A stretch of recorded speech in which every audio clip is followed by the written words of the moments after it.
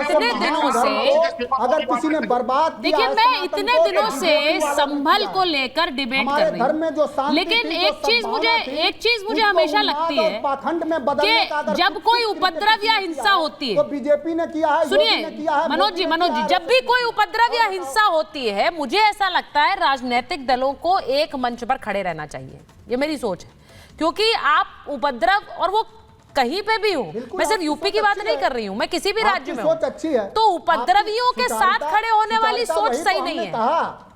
हमने वही तो कहा कि आप बहुत ही संवेदनशील पत्रकार हैं। यही तो हमारा संविधान भी कहता है, संविधान का अनुच्छेद 14 भी यही कहता है कि everyone is equal before the law. लेकिन योगी आदित्यनाथ की सरकार तो जाति देख के न्याय करती है ना, इस पर सवाल खड़े हो रहे हैं। But the ones who are resorting to violence, उनके लिए क्या वही सीख देंगे आप? मेरा सवाल ये है, जो हिंसा करते हैं, जो कानून अपने हाथ में लेते हैं, उनका क्या? आपकी पार्टी ने क्या? उनके पास भी उतने ही अधिकार हैं कि वो चीख चीख कर कहें कि हमने तो कुछ नहीं किया है, लेकिन जो कैमरे में कैद है उसका क्या? इस पर इतनी बार बहस हो चुकी है पहले भी, अवधेश जी, इस पर कई बार पहले बहस हो चुकी है कि जो उपद्रव मचा रहा है, जो पब्लिक प्रॉपर्टी डैमेज कर रहा है, उससे वसूली की जाए भाई, क्योंकि उसको ये पता लगना चाहिए कि ये बर्दाश्त नहीं किया जाएगा। क्या अवधेश जी सुन रहे हैं मुझे? छाती पे गोली मारी। अवधेश जी, क्या आप मुझे सुन रहे हैं? अब अवधेश जी की ऑडियो नहीं आ रही, यहाँ से ले लें आवाज, यहाँ से भी तो जाए। अवधेश जी, आपको मेरी आवाज आ रही? ठीक है, अवधेश जी मुझे सुन नहीं पा रहे हैं, अनिल इसको ठीक कराइए।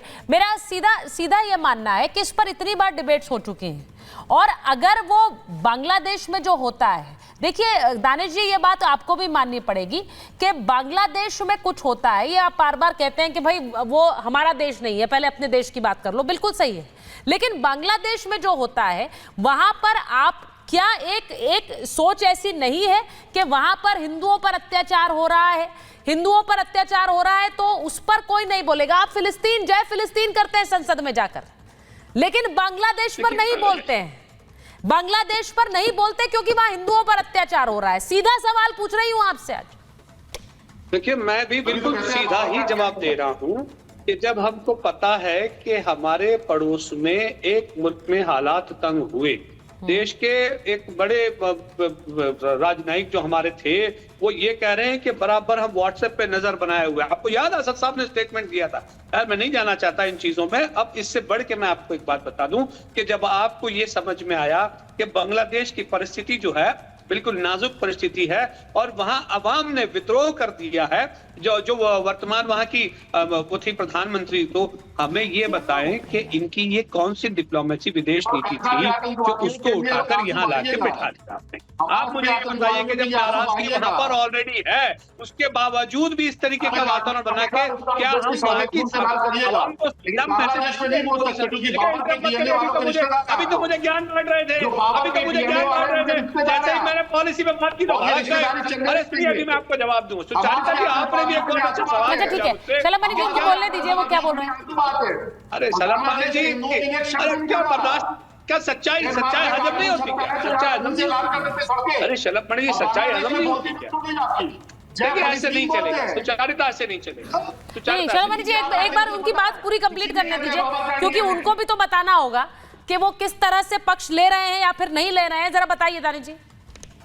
देखिए, अब इससे बढ़ के मैं आपको बात कहूँ, आपने एक बात कही कि राजनीतिक पार्टियों को तमाम चीजों के लिए एक हो जाना चाहिए, चाहे संभल हो या किसी भी तरह की घटना हो। बहुत अच्छी बात कही, लेकिन मैं ये कह रहा हूं कि वो तमाम सारी राजनीतिक पार्टियां जो इस तरीके की भारतीय जनता पार्टी जैसी पार्टी है जिसने 6 दिसंबर को 1992 के दिन ढाया और बाबरी मस्जिद ढा दी, ऐसे लोगों के साथ में आप इंक्लब करेंगी?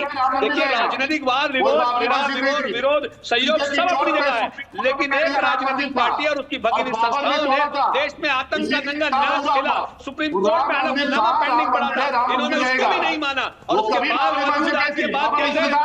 देश में विदेश।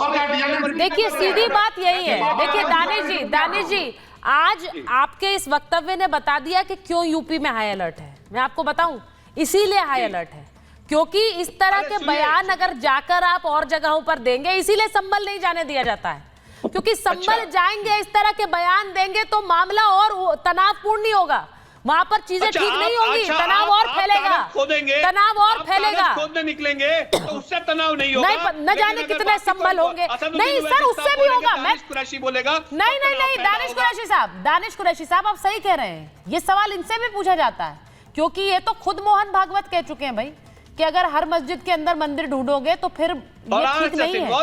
नहीं, मेरी बात सुनिए, इसीलिए मैं कह रही हूँ कि मामले को तनावपूर्ण नहीं बनाना है, लेकिन ये मामला अगर कोर्ट के जरिए एक सर्वे का आया तो उसमें सर्वे होने देना और उसे ना होने देना। अब इसमें सोच लीजिए संवैधानिक कौन सा और असंवैधानिक कौन सा। ये आपके विवेक पर छोड़ रही हूँ मैं, आपके विवेक पर।